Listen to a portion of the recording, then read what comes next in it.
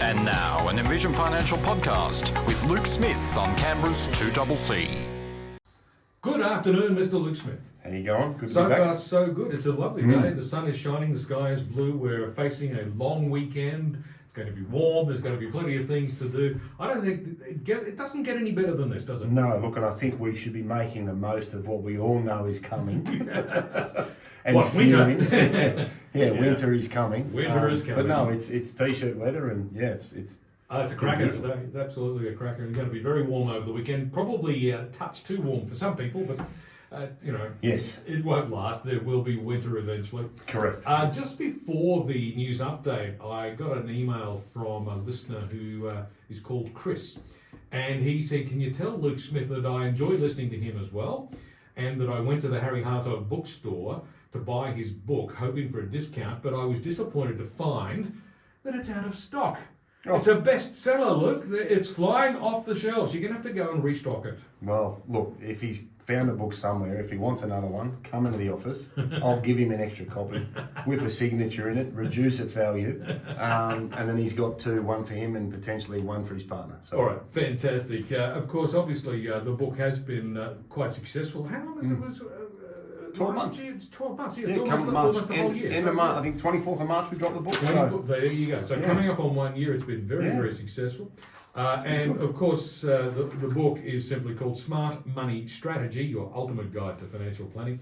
Available, as they say, in all good bookstores except the ones that have sold out. Correct, and they're probably still good bookstores, but they just need to stock it Need up to a little bit restock. quicker. Absolutely. Today we're here to talk about a very timely topic. Yes. How to invest during strong markets and record prices. Because the share market here and around the world has been going gangbusters lately, hasn't it? Yes, look, very much so. Coming off the lows of October last year, we've seen a very, very strong and sustained rally for a range of different reasons, with a large driver there being inflation coming under control or being lower than it was before. Yep. And now the talk of interest rates being up around the top and the leaking of, the next move is down, but we don't know when. And with equity markets looking forwards, we've also come through a very strong reporting period where a lot of companies' earnings were in line or better than expected. So it's been a very positive period. And that, whilst it's great,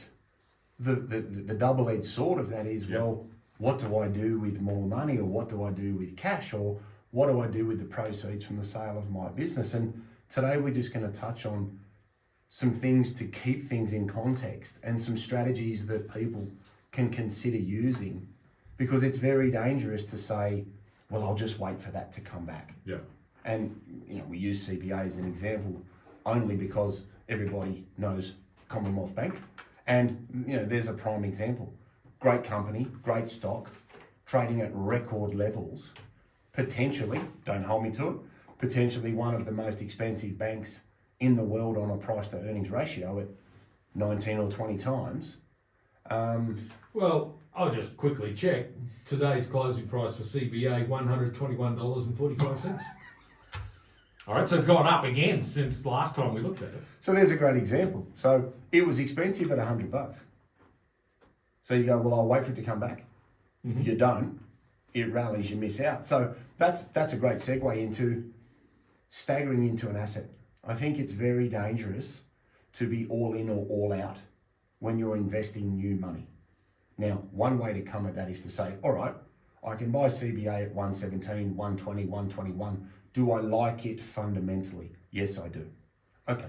Well, if you were going to put $30,000, $40,000, $50,000 of it into your portfolio, if you were going to put $10,000 of it as a total exposure in your fund, think about buying 5 or 3. Because if it keeps rallying, it can go to a stupid level longer than you can wish you'd bought it, or stay sane thinking about it.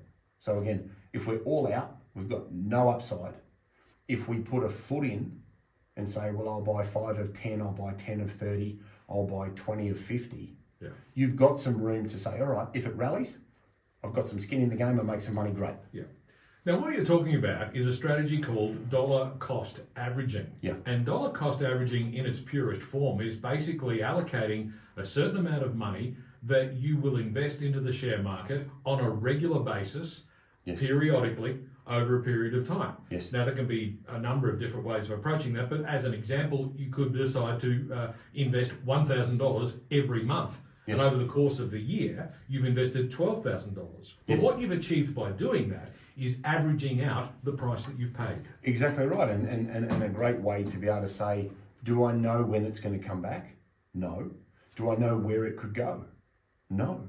And if you'd have said to me in October with CBA at $100, oh, it'll be up 20+% from here, most people would have laughed at you, because we saw last year go up and down, up and down, up and down, and it just illustrates that sentiment and an improvement of economic sentiment, which is what we've seen since October, can be a catalyst for things to rally, and we've seen that across most sectors. So it's a great way to say, buy some on some weakness. Yes, that's great. Dollar cost averaging, spot on. If I'm going to drip something in over time, and that's really good for your ETFs as well. So if you've got a wrap account over your self-managed super fund, or you're in a personal super fund, you might say to them, hey, here's $2,000 of 10, and let's drip feed that in over 12 or 18 months to try and mitigate the risk. Great And the other strategy. effect of that is that you are investing a fixed amount of money. So when the price of the share has fallen, you're getting more shares for that money. If the price has gone up, okay, you're buying fewer shares, but that's reducing your risk a little bit too. Well, that's right. And nothing more frustrating for people, especially if you're new to investing, where you go, oh, I bought it all at 121. And then in 3 weeks' time, somebody has a board meeting, does something, says something, and it's at 105. And you don't have any cash because you're fully invested. So having a little bit of your powder dry to say, oh, something's happened, and you can jump on that. Now, the problem is, it fights the psyche between your ears to go. It does require a bit of discipline, doesn't it? It does. It requires a huge amount of discipline and I guess consistency, because if you set it up into an ETF or a managed fund with regular investments, dollar cost averaging, you don't have to think about it. That's a lot harder to do with a directly held share, because you've got to action the trade, and you want to action the trade during times of adversity, which you know, okay, I'm getting it at a discount, but what if it goes lower? Mm-hmm. And this is the internal fight that you have, and this that is where means you can get an even better bargain next month. Well, and potentially this is why you might, over 30 grand do 10, 10 and 10. Yeah. And have a little bit dry just to be able to do that if it did fall. But eventually you need to be invested, because the other thing is, whilst you're out of the market, you're not receiving dividends. So you've foregone potential dividends, you've foregone the benefit of franking credits and the income that stock generates. But you also need to keep in mind that the more expensive it is, the lower the yield is on the earnings that you have. So you've always got to look at a stock or an ETF or a fund or anything that you buy and say, what is it doing for me? And why have I got it? Because some stocks pay income, some stocks are more about growth, some stocks give franking credits, some stocks don't. So you've really got to sort of make sure that if you're going to buy something, even at record prices, $100 was expensive 3-4 months ago. $120 expensive. At 150, we'll be going, ooh, 120 look good. It did, didn't it? When you're at 120, you're going, ooh, I don't know. But again, exactly. Come back to some fundamentals. The psychology of it is quite fascinating, but that's one of the reasons why a regular investment program helps take some of that psychological challenge out of it. The question I have now, though, is that this being the case, the eternal dilemma is, if the share market is up and you've already got shares, that's great. You're ahead. You've got a profit, but if you're still looking to buy more, you're not getting the bargains that you were, and you're still wondering, well, am I going to get some more bargains? Yeah. Is it a good idea to allocate a certain amount of your capital that you keep as cash? And if that's the case, how much of your capital should you put aside and keep as cash? Yeah, so again, when we're thinking about the broader asset allocation of our portfolio, we may have certain rules or parameters that we use on a person-by-person basis. So let's say, for example, one of your rules of your investment portfolio is that you don't have more than 5% of an individual asset in a portfolio. So if you've got you've got a raft of different investments, ETFs and everything else in there, you may not want to have more than a 5% allocation in any one listed share, because then if you do end up having more and more and more, you can have too much of a good thing, because it can have an increased impact on your portfolio in times of negative movement. So coming back to the discipline that you spoke about, I think it's very important that if we hold a portion in cash, you want to be able to add, I think, potentially 5% in a sector. If things are expensive, you may need to be patient, because it's hard to be disciplined at record levels with a share. It's easier to take the emotion out of an ETF or a fund, because you can just allocate it on time, and that old adage of time in the market, not timing the market is very true, because the benefit of compounding is adding and leaving and time. So if you do sit out, it can get very expensive. And I've always worked, I heard this said by one of the brokers that we've used for a couple of decades now. And he said to me once at lunch, you can always explain a trade, you can never explain no trade. And that really stuck with me, and I heard him say that to me in probably 2000. And I would much rather say, okay, is it a good quality company? Is it part of our asset allocation and in line with our risk? Yes, let's have some. And then on dips, you can have a nibble. And if you kept 5 to 10% of your portfolio in cash, if you kept another 5% during stronger periods, it gives you that buffer. And at the moment, you're going to pick up 4.5% in a bank account. So you're not being punished for being overly defensive like we were for the last decade, because cash never paid. Yeah. You're rewarded with some earnings. So I think rising interest rates have afforded us a luxury of being a little bit more patient, so that if we do buy on bad news or a bad reporting period or something adverse, then we can jump in and have a nibble. But I have no problems running 5 to 10, potentially 15% cash, because a lot of people in retirement will also hold, I think, at least 12 to 18 months of pension money in cash, so that you're always thinking 12, 18 months in advance for times like COVID, where you're not selling something under duress.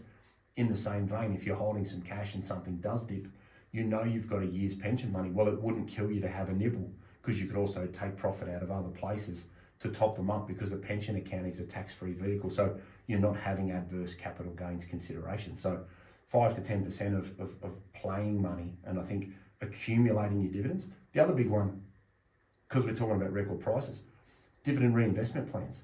Now, you need to be mindful that you've got two views of this. I'm going to dividend reinvest because I don't need the income. Great. But then you're choosing, or you're forced to keep buying stock at record levels, which you may not like. Now, you can turn that off. You might say, well, I'd rather take some dividends at record prices. And if something happens and the market cools down 5 or 10%, then I can turn that back on, or I can buy some more with the cash that I get from the dividend. So there's another way of trying to mitigate throwing all of your earnings at record prices in the various assets that you hold. But I think we just need to come back to, what's your philosophy? Are you going to stick to it? And if you can, automate out the emotion, so that you're not sitting on the fence thinking, should I, shouldn't I? Because the bill for regret is always a lot more expensive than saying, well, why didn't I just do it? Because we always know more with hindsight. We do indeed. Luke Smith from Envision Financial is with me in the studio today. We're talking about how to invest during strong markets and high prices. It's about 10 minutes to 5. Back with more in just a moment.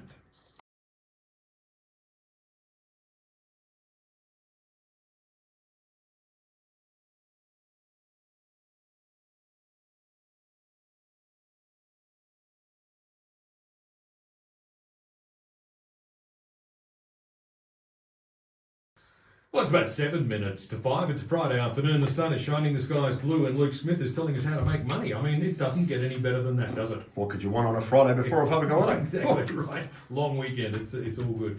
Today we've been talking about how to invest during strong markets and record prices, which is very, very timely, because that's exactly what the market is experiencing right now. So, Luke, what are the key things that people need to remember? Yeah, so think about averaging into a position over time.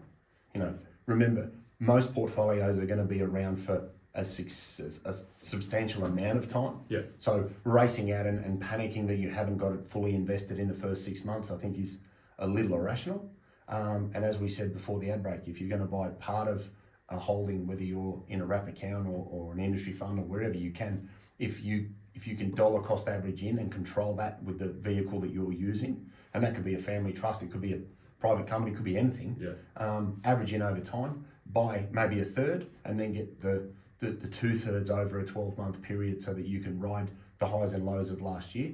And the time going forwards. And if you think about the application of that over 2023, we had a number of months there where, you know, you had almost a sawtooth movement of way up, way down, way up, way down. So that's a great way of buying in additional units at a lower price, or still having some skin in the game so that when markets do rally and prices get crazy, they can get even crazier. So having a foot in each camp, I'm in a little bit, I'm out a little bit, allows you to then buy on weakness or average in over time and get a full position.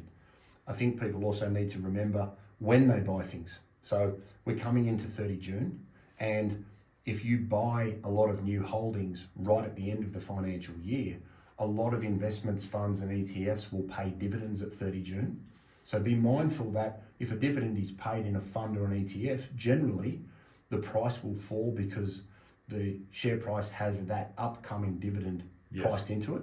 And if you buy a lot of assets leading into June, what you've actually done is you've bought in at a higher unit price to then receive a distribution at 30 June that you haven't had a lot of uplift in the share price on, to then pay tax on the income. So think about when you're going to buy things, especially now leading into 30 June. Okay, do I wait till July and then buy at a lower unit price because the distribution has been paid? If you're buying fixed interest, check that as well. Converting preference shares is a great example. They accumulate the upcoming dividend in the share price, they pay out the dividend, and then the unit value falls. So again, if you don't want to pay unnecessary tax, buy things at the right time. Use automation and technology. If you can automate something and take the emotion out of the purchase, over a 5, 10, 15, 20 year period, you will be happy with the assets that you've bought, because over time things generally do go up in value, and you'll also be able to receive a good income stream. If you're buying for income as your driver, then you need to remember that your earnings into your share price will come and dictate the yield that you get as a dividend. So think about that if you're trying to buy something as an increased amount of income compared to another asset, because if the share price has rallied, the yield, unless the earnings have gone up, the yield you're getting is coming down. And then use things like ETFs and the like to be able to get a really broad level of diversification if you want to avoid that individual stock picking conundrum that we spoke about before the ad break in relation to, well, what is fair value for something, and do I sit out?